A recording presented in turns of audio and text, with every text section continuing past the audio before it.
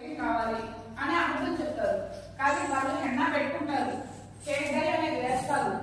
వాళ్ళకి రంగు చేసుకోవడం అలవాటు. రంగు చేసుకున్నా కూడా అందుకే 3 వారాలు అట్లీస్ట్ 3 వీక్స్ అనే టైం ఉండాలి. హెయిర్ కలర్ వేసినా హెయిర్ హెన్నా పెట్టినా అట్లీస్ట్ 3 వీక్స్ అనేది టైం కావాలి. 3 to 4 వీక్స్ గ్యాప్ ఉంటేనే మనం చేసే ప్రాసెస్ అనేది కరెక్ట్ గా వస్తుంది. స్ట్రైట్నింగ్ కానీ, స్మూతింగ్ కానీ, రిబాండింగ్ కానీ, ఇంకా కెరాటిన్ అయినా ఏ చేయాలన్నా కూడా వాళ్ళ హెయిర్ మీద ఎటువంటి కెమికల్స్ కానీ, ఎటువంటి పౌడర్స్ కానీ ఏమి ఉండకూడదు. ఓకేనా? ఇప్పుడు స్ట్రైట్నింగ్ చేసేటప్పుడు జుట్టు అనేది డ్రైగా ఉండాలి. స్మూతింగ్ చేసేటప్పుడు జుట్టు అనేది తడిగా ఉండాలి. 50% డ్రైగా ఉండాలి. తడిగా అంటే నీళ్లు కాగేలా కాదు, 50% డ్రైగా ఉండాలి. అండ్ రీబాండింగ్, ఇప్పుడు స్ట్రైట్నింగ్ చేసిన తర్వాత రీబాండింగ్ ఏంటంటే, స్ట్రైట్నింగ్ చేసిన తర్వాత వాళ్ళ జుట్టు, క్లయింట్ జుట్టు వాళ్ళని అడగాలి మీకు గ్రోతింగ్ ఎలా వస్తుంది. గ్రోతింగ్ బట్టి ఇది డిసైడ్ అవుతాం అన్నమాట రీబాండింగ్ అనేది. ఎందుకంటే ఇప్పుడు మనం చేసేది వాళ్ళ నుంచి గ్యాప్ వదిలి చేస్తున్నాం స్ట్రైట్నింగ్ క్రీమ్స్. ఆ స్ట్రైట్నింగ్ క్రీమ్ మన నుంచి గ్యాప్ వదిలి చేసినప్పుడు ఏమవుతుందంటే వాళ్ళ జుట్టు స్లోగా పెరిగితే ఏమవుతుంది, జస్ట్ 2 ఇలా 1 ఇంచ్ కన్నా కొంచెం పెరుగుతుంది అంతే. వాళ్ళకి చాలా ఫాస్ట్ గ్రోత్ ఉంది అంటే 1 month 2 months లో ఇంత పెరిగింది నాకు జుట్టు వాళ్ళ గ్రోత్ బట్టి. అప్పుడు ఏమవుతుంది, ఇక్కడ మనం చేసింది ఎక్కడైతే 1 ఇంచ్ గ్యాప్ వదిలి చేసాం ఇక్కడ నుంచి జుట్టు, ఇప్పుడు 1 ఇంచ్ గ్యాప్ ఇక్కడ హెయిర్ రూట్స్ మా తల, ఈ తల దగ్గర మనం ఇక్కడ హెయిర్ వచ్చింది, ఈ లెంత్ కూడా వదిలేదు. మనం ఈ గ్యాప్ 1 ఇంచ్ గ్యాప్ ఇక్కడ వదిలేసి క్రీమ్ అనేది తలకి తగలకూడదు. డాండ్రఫ్, ఇచ్చింగ్ అన్ని వస్తాయి. సో తలకి తగలకుండా 1 ఇంచ్ గ్యాప్ వదిలి ఈ క్రీమ్ అనేది అప్లై చేస్తాం. అప్లై చేసి దానికి ఒక టైం లిమిట్ అనేది ఉంది. అది కూడా క్లయింట్ హెయిర్ మాయిశ్చరైజర్ బట్టి డిసైడ్ అవుతుంది. ఎందుకంటే కొంతమందికి ఫాస్ట్ గా అది క్రీమ్ అప్లికేషన్ అయిపోతుంది. అయిపోయిన తర్వాత దాంట్లోకి ఇమ్మడడానికి, జుట్టులోకి ఆ క్రీమ్ ఇమ్మడడానికి దానికి కొంతమందికి త్వరగా ఇమిడిపోతుంది, కొంతమందికి స్లోగా అవుతుంది. ఎలాస్టిసిటీ అంటారు. జుట్టుని ఒక వెంట్రుక తీసుకొని మనం క్రీమ్ అప్లై చేసిన తర్వాత ఒక 10 minutes తర్వాత 10 minutes కి చూసుకోవాలి. మనం 10 నిమిషాలకు ఒకసారి హెయిర్ ని చెక్ చేయాలి. ఎలాగంటే హెయిర్ ని తీసుకొని ఒక హెయిర్ ని చుట్టుకొని ఒక వేరుకి ఇలా పట్టి స్లోగా లాగితే ఇలా కనపడి స్లోగా బ్రేక్ అవుతుందా లేదా అని లాగాలి. బ్రేక్ అవ్వకుండా స్ప్రింగిల్ గా వదిలితే స్ప్రింగ్ గా వస్తుంది చూడండి, అది ప్రాసెస్ కంప్లీట్ అయినట్టు.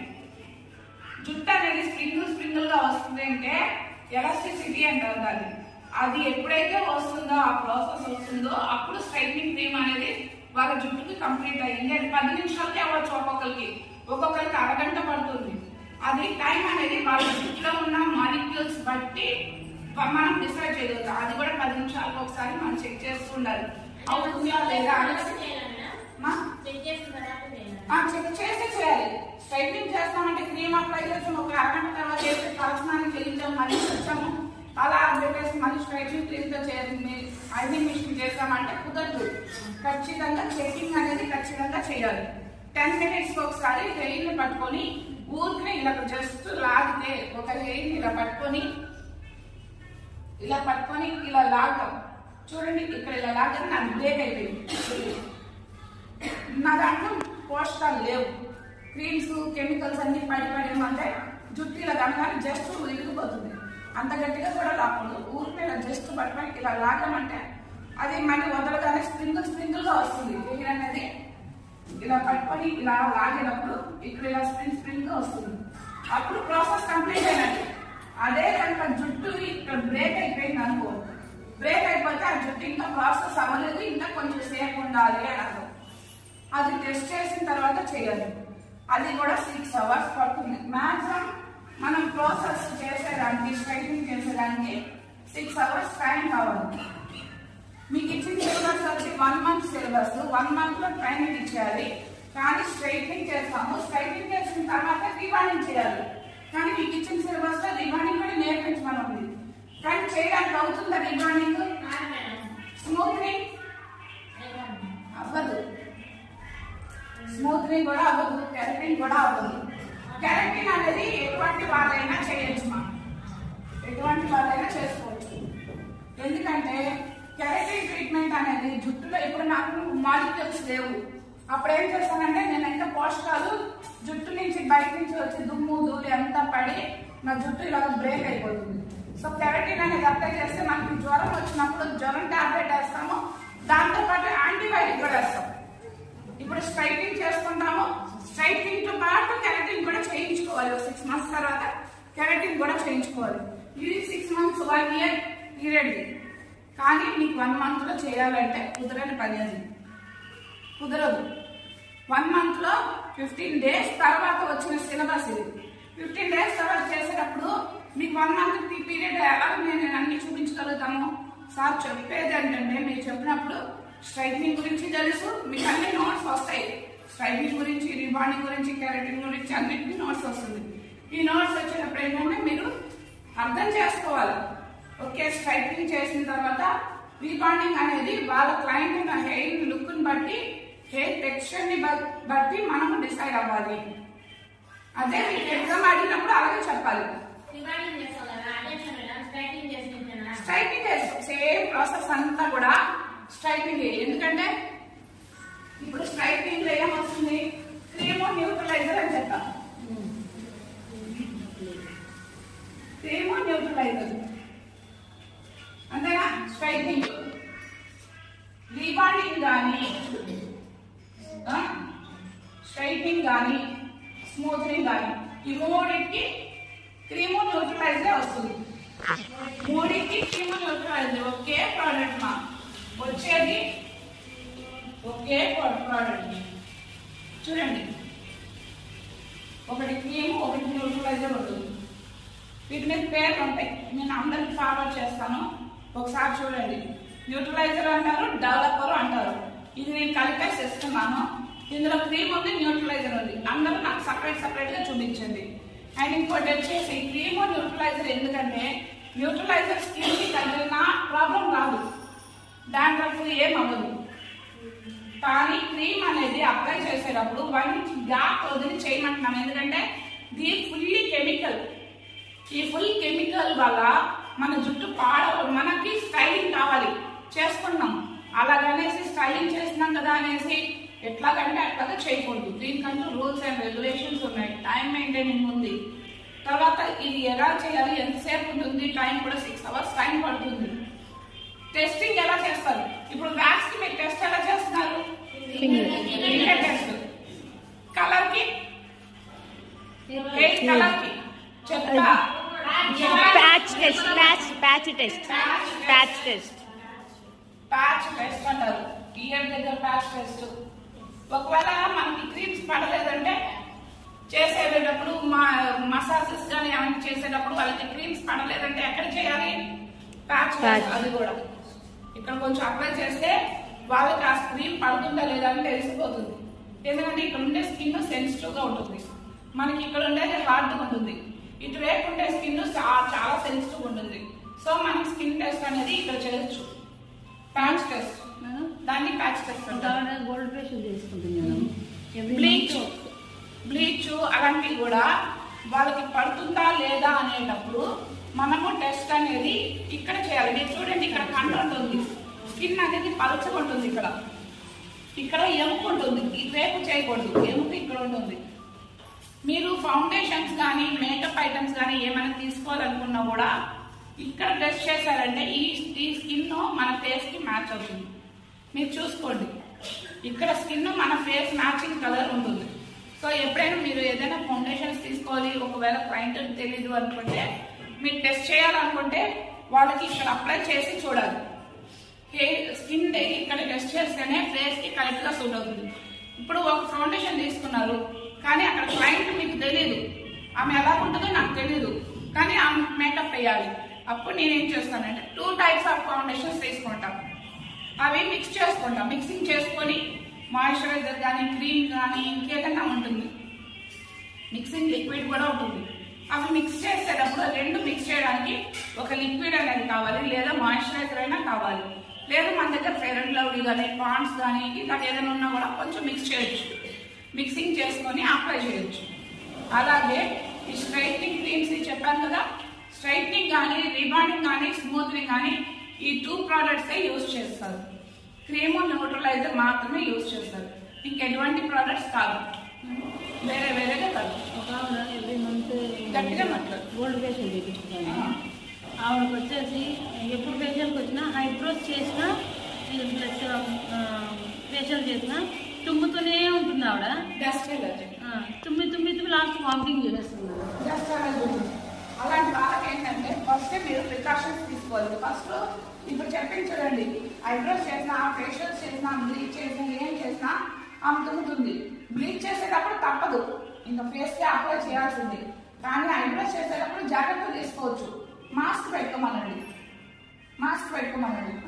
మనకి ఒక్కొక్కసారి ఐబ్రోస్ చేసేటప్పుడు, థ్రెడ్డింగ్ చేసేటప్పుడు ఏమవుతుందంటే ఆ చిన్న హెయిర్ మనకి ఇలా థ్రెడ్, అందుకే నేను అన్నా థ్రెడ్ ఇంత దగ్గర కూడా పెట్టుకోకూడదు. మనం ఇలా స్ట్రైట్ ఉండాలి, దూరంగా ఉండాలి. చేసేటప్పుడు వాళ్ళ తల మీద పెట్టినా కూడా మనం ఇంత గ్యాప్లో ఉండాలి. వాళ్ళ తల ఇక్కడ ఉండాలి, మన గ్యాప్ ఇలా ఉండాలి. ఒకవేళ మీకు ఐసైట్ కానీ ఏదైనా ప్రాబ్లం ఉంటే స్పెట్స్ యూజ్ చేయండి, అంతేగాని ఇలా పడిపి ఇలాగ చేయద్దు. ఆ పడిపై చేయడం వల్ల ఏంటంటే ఆ హెయిర్ కట్ అవుతుంది కదా, అది ఎక్కడ ఎగురుతుందో కనిపించదు. చిన్న మిడ్స్ అమ్మకు అవి ఎగురుతూనే కనిపించదు. అవి ఎగిరేటప్పుడు ఏమవుతుందంటే ఒకసారి కట్ అవుతున్నప్పుడు మన నోట్లోకి కూడా ఎగిరే ప్రమాదం ఉంది. ప్రమాదం అంటే పెద్ద ప్రమాదం ఏం కాదు, 2-3 సార్లు బకెట్ పెట్టుకోండి, జస్ట్ మోషన్స్ అవుతాయి, ఏం కాదు, మోషన్స్ అవుతాయి. సో మనము జాగ్రత్తలు తీసుకోవాలి. చేసేటప్పుడు మనము జాగ్రత్తగా ఉండాలి, చేయించుకునే క్లయింట్కి కూడా మనము జాగ్రత్తలు పాటించి చేయాలి. ఏం ప్రమాదం ఉండదు, మాస్క్ వేసుకుంటే సరిపోతుంది.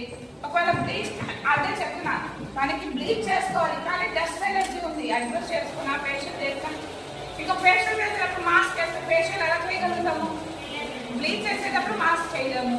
కాకపోతే వాళ్ళకి హర్బల్ గా చేయాలి, హర్బల్ కూడా బ్లీచెస్ ఉన్నాయి. హర్బల్ బ్లీచ్ అలాంటివన్నీ వస్తాయి, అవి కెమికల్ ఉండవు. అలాంటి వాళ్ళకి బ్లీచ్ పడదు అన్నప్పుడు, స్మెల్ అయితే వామిటింగ్ అవుతుందంటే ట్యాన్ ప్యాక్ యూజ్ చేయండి.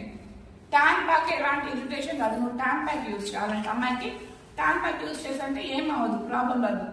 ఫేషియల్స్ లో కూడా హర్బల్ క్రీమ్స్ యూజ్ చేశారంటే ఆ తుమ్ములు వామిటింగ్స్ కూడా రావు. కెమికల్ బేస్ ఏది చేసినా అమ్మాయికి రియాక్షన్ వస్తుంది, వెంటనే వామిటింగ్స్, ఇరిటేషన్, తుమ్ములు వస్తాయి. మీరు కెమికల్స్ యూజ్ చేయకుండా దాన్ని అలా చేసుకోవచ్చు. స్ట్రైట్నింగ్, రీబాండింగ్, స్మూతింగ్, ఇప్పుడు ఈ 3 ఒకే ప్రోడక్ట్. కానీ కెరటిన్ వచ్చేటప్పుడు కెరటిన్ ప్రోడక్ట్స్ వేరే ఉంటాయి. ఇవి వచ్చేసి స్ట్రైట్నింగ్ చేసిన 3 డేస్ తర్వాత మళ్ళీ వాళ్ళని పిలిచి మళ్ళీ ప్యూరిఫైయింగ్ షాంపూతో మళ్ళీ మనం వాష్ చేసి ఆ తర్వాత మళ్ళీ స్ట్రైట్నింగ్ చేయాలి. వాళ్ళకి స్ట్రైట్నింగ్ చేసిన తర్వాత ఒక్క రోజులో అయిపోతున్నా, స్ట్రైట్నింగ్ చేసిన 3 డేస్ తర్వాత మళ్ళీ వాళ్ళ క్లయింట్ చెప్పాలి, పలానా రోజు మీకు రావాలి, పలానా లాగా మీరు జాగ్రత్తలు తీసుకోవాలి. ఇయర్ చుట్టూ పెట్టకూడదు, హెయిర్ అనేది నలగకూడదు, చెమటలు పట్టకుండా చూసుకోండి, చాలా జాగ్రత్తలన్నీ చెప్పాలి. తర్వాత 3 డేస్ తర్వాత వాళ్ళు వచ్చినప్పుడు హెయిర్ వాష్ చేసి మనం మిషన్ తో మళ్ళీ ఐరనింగ్ చేసి పంపించాలి, సీరం అప్లై చేసి. ఆ అప్లై చేసి పంపించేటప్పుడు వాళ్ళకి దానికి ఏ షాంపూస్ వాడాలి, ఎలా మెయింటైన్ చేయాలి, ఎలా జుట్టులు పెడితే ఎలా ఉంటుంది అని అన్ని జాగ్రత్తలు చెప్పిన తర్వాత వాళ్ళని రిలీజ్ చేయాలి. 3 డేస్ తర్వాత కానీ క్లయింట్ మన దగ్గర నుంచి వెళ్ళడు. అంటే కంటిన్యూగా మన దగ్గర ఉంటారని కాదు, ఫస్ట్ డే వస్తారు, చేస్తాము, మళ్ళీ సెకండ్ డే ఉండదు, థర్డ్ డే మళ్ళీ రమ్మని చెప్పి మనం చేసి పంపించాలి. అప్పుడు వరకు వాళ్ళ జుట్టు మన చేతిలో ఉంటుంది. 3 డేస్ తర్వాత మనం చెప్పినట్టు వాళ్ళు చేస్తారా, మాక్సిమం 6 months మెయింటైన్ చేయొచ్చు. ఎందుకంటే రీబాండింగ్ చేయాలి మళ్ళీ 6 months మీ గ్రోత్ని బట్టి. మీరు ఒకసారి వచ్చారంటే 3 months తర్వాత మీ గ్రోత్ ఎలా ఉందో చూస్తామో దాన్ని బట్టి మీరు మళ్ళీ రీబాండింగ్ చేసుకోవాలి. రీబాండింగ్ అయిన 1 month తర్వాత కెరటిన్ చేసుకోవాలి, అప్పుడు మీ జుట్టు బాగుంటుంది అని చెప్పాలి వాళ్ళకి. స్మూత్నింగ్ కావాలంటే చేసుకోవచ్చు, లేకపోతే లేదు. స్ట్రైట్నింగ్, రీబాండింగ్ అంతే కదా. ఇలాంటి క్రీమ్స్ ఇవే, జుట్టు వాళ్ళదే. చేసేది మిషన్ తో, మనం క్రీమ్స్ అప్లై చేసేటప్పుడు ఖచ్చితంగా మనం ఈ క్రీమ్స్ వాడాలి. జుట్టు వాళ్ళ జుట్టు ఎంత పొడవు ఉందో ఆ పొడవే యూజ్ చేస్తున్నాం. అంటే మా స్ట్రైట్నింగ్ చేసేది, నువ్వు చేసేది స్ట్రైట్నింగ్ కోసం మాత్రమే. జుట్టు వాళ్ళది రీబాండింగ్ చేయాలంటే వాళ్ళ జుట్టు పెరిగినప్పుడు 1 inch గ్యాప్ ఓపెన్ చేస్తారు కదా, అప్పుడు మళ్ళీ వాళ్ళు రావాలి, మళ్ళీ అప్పుడు డబ్బులు పే చేయాలి వాళ్ళు. ఎందుకంటే నువ్వు వస్తువు ఇప్పుడు తీసుకున్న స్ట్రైట్నింగ్ కి సరిపోతుంది, మళ్ళీ వాళ్ళు రీమార్నింగ్ వచ్చినప్పుడు మళ్ళీ నువ్వు క్రీమ్ అప్లై చేయాలి. అప్పుడు మళ్ళీ క్రీమ్ కొనుక్కోవాలా. షాప్ పడితే నేను ఒకసారి తీసుకున్నాను, నాకు ఇంకోసారి వాళ్ళకి ఇవ్వండి ఇస్తాడా? రూపాయి కూడా ఇవ్వడు. రూపాయి పెట్టినా కూడా ఇవ్వడు.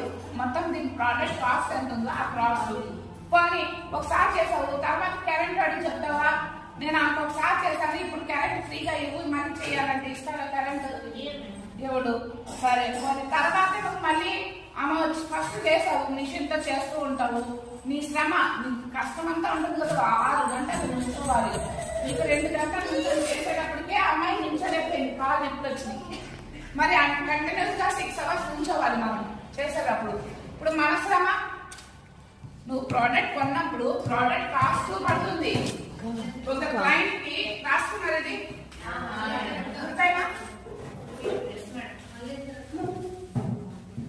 మళ్ళీ చెప్పలేదమ్మా, దమ్మ పెట్టాను మళ్ళీ చెప్పమని కాకపోతే రాయమంటే రాసిస్తా పేపర్లో పెట్టమా.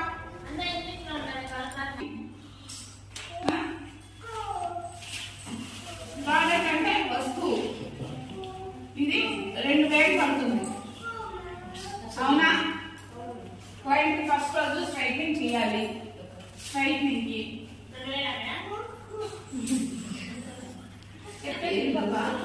స్ట్రైట్నింగ్ చేయాలి. క్లయింట్ వచ్చారు, ప్రోడక్ట్ కాస్ట్ 2000. పవర్ సప్లై ఆ రోజుకి ఒక చెప్పు 2 యూనిట్స్ అయ్యి ఉంటుందని. 2 యూనిట్స్ అనుకో, మనం ఎక్కువ వేయలేము. 2 యూనిట్స్ మన స్ట్రెంత్, మనం చేసే ప్రాసెస్ కి మనకి ఎంతమంది వేసుకోవాలి కదా. 1000 రూపీస్ వేసుకో చేసినాను. 1000 రూపీస్ వేసాలి, ఎక్కువ కూడా వేయాలి. ఇది అయ్యింది. కరెంట్కి కట్టాలి. మిషన్ మనం కొనుక్కున్న మిషన్ కూడా ఒకసారి కనుక్కుంటాము, ప్రతిసారి క్లయింట్ తీయాలంటే వాడుతుంటే ఒక వస్తువు అనేది ఇప్పుడు వాడుతుంటే కొన్ని రోజులకి దీంట్లో ఇంక్ అనేది అయిపోతుంది కదా. అప్పుడు మళ్ళీ కొంటాం కదా. అప్పుడు మళ్ళీ కొనాలంటే ఆ ఇంకునైనా కొనుక్కోవాలి ఫిల్ చేసుకోవడానికి. లేదు ఆ ఇంకు కొనుక్కపోయినా మార్కర్నైనా కొనుక్కోవాలి అవునా? సో అప్పుడు డబ్బులు పడుతుంది కదా మనకి. ఇప్పుడు మిషన్ వాడకపోతే మిషన్ కూడా పాడవుతుంది. మంచి మిషన్ తీసుకుంటే ఒక 50,000 అయ్యింది అనుకో మిషన్ కాస్ట్. క్లయింట్ మీద ఒకేసారి 50,000 వేయగలమా? కానీ దీనికి ఒక 1000 రూపాయలు తీసుకో. ఇక్కడికి ఎంత అవుతుంది? 4 ఇది ఒక 2 యూనిట్లు అంటే దగ్గర 5 యూనిట్లు. కానీ 5,000 మనం ఇక్కడ నిమిషం చేస్తున్నాం. మన స్ట్రెంత్, మన బలం అంతా పోతుంది. మనం చేసినందుకు ఎంత చేసుకోవాలి? మీడియం హెయిర్, తన జైకి అంత హెయిర్ అనుకో, దానికి ఒక 3,000. టోటల్ ఎంత అవుతుందా? 8,000. మనకు మిగిలేదు ఏంటి? మిషన్ కాస్ట్ పోతుంది, 3,000 మిగులుతుంది, పోతుంది, ప్రోడక్ట్ కి పోతుంది. మనకు మిగిలేదు 3,000. మన శ్రమ మాత్రమే మిగులుతుంది. మనం చేసిన శ్రమ మాత్రమే మన చేతిలో లాభం. అంతేగాని ఈ ప్రోడక్ట్ 1000 రూపాయలకి వస్తుంది, 2,000కి వస్తుంది, మాకు 2,000 చేయంటే మీరు క్లయింట్ కి ఎక్స్ప్లెయిన్ చేయాలి. ప్రోడక్ట్ 2,000కి వస్తుంది, మేము చేసేదానికి కావాలి, కరెంట్ ఖర్చు కావాలి, నీళ్ళ ఖర్చు, మెయిన్ స్ట్రైట్నింగ్ కి నీళ్ళ ఖర్చు కూడా ఉంటుంది. ఇవన్నీ లెక్కేసుకుంటే దాదాపు అమ్మాయి జుట్టు 10,000 తీసుకోవాలి. కానీ మనం ఎంత చేస్తున్నాము? 8,000.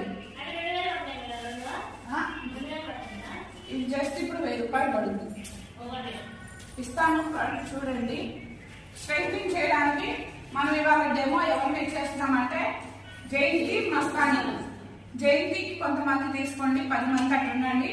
మస్తానికి ఒక 10 మంది ఉండండి. ఇద్దరికి ఒకేసారి ప్రాసెస్ జరుగుతుంది. బట్ జయంతికి 5 ఫస్ట్ స్టార్టింగ్ అప్పుడు 5 చేస్తారు, మస్తానికి ఒక 5 చేస్తారు. ఈ 5 మళ్ళీ సెకండ్ క్రీమ్ అయిపోయిన తర్వాత న్యూట్రలైజర్ అప్లై చేయాలన్నాం కదా. అప్పుడు న్యూట్రలైజర్ దగ్గర మళ్ళీ మస్తాని, జయంతి దగ్గర కానీ మస్తాని దగ్గర కానీ ఫస్ట్ క్రీమ్ అప్లై చేసినప్పుడు ఎవరైతే 5 ఉన్నారో వాళ్ళు ముందుకు ఉండండి. ఎవరైతే ఎంటీగా ఉన్నారో చేయకుండా వాళ్ళు న్యూట్రలైజర్కి వాళ్ళు రండి. అంతేగాని మేము తప్పించుకున్నాము, మేము వెళ్ళిపోతున్నాము, మాకు టైం అయిపోయిందంటే కుదరదు. ఇవాళ వీళ్ళిద్దరు ప్రాసెస్ కంప్లీట్ అయ్యే వరకు ఎవరు ఇంటికి వెళ్ళేదానికి లేదు.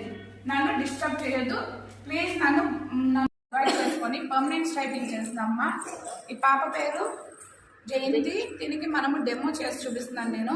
ఇది పర్మనెంట్ స్ట్రైటింగ్ ప్రాసెస్ జరుగుతుంది కాబట్టి ఫస్ట్ వాళ్ళకి హెయిర్ వాష్ చేసి తర్వాత హెయిర్ డ్రై చేసిన తర్వాత ఇలా 4 సెక్షన్స్ డివైడ్ చేసుకోవాలి. హెయిర్ కలరింగ్ కానీ హెన్నా కానీ ఏం చేసినా దాన్ని అప్లయింగ్ అంటారు. చేసిన తర్వాత మళ్ళీ క్రీమ్ని మసాజ్ చేయడాన్ని ఎమల్సిఫైయింగ్ అంటారు.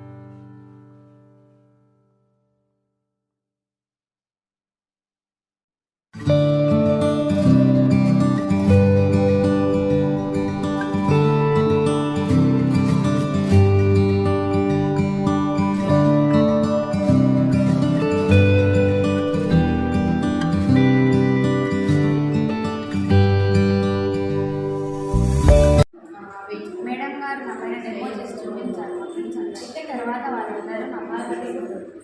ఓకే అక్క, వాళ్ళు ఎలా చేశారు అక్క మ్యాడ్? మీరే చూస్తున్నారు. ఓకే అక్క, థ్యాంక్ యూ అక్క.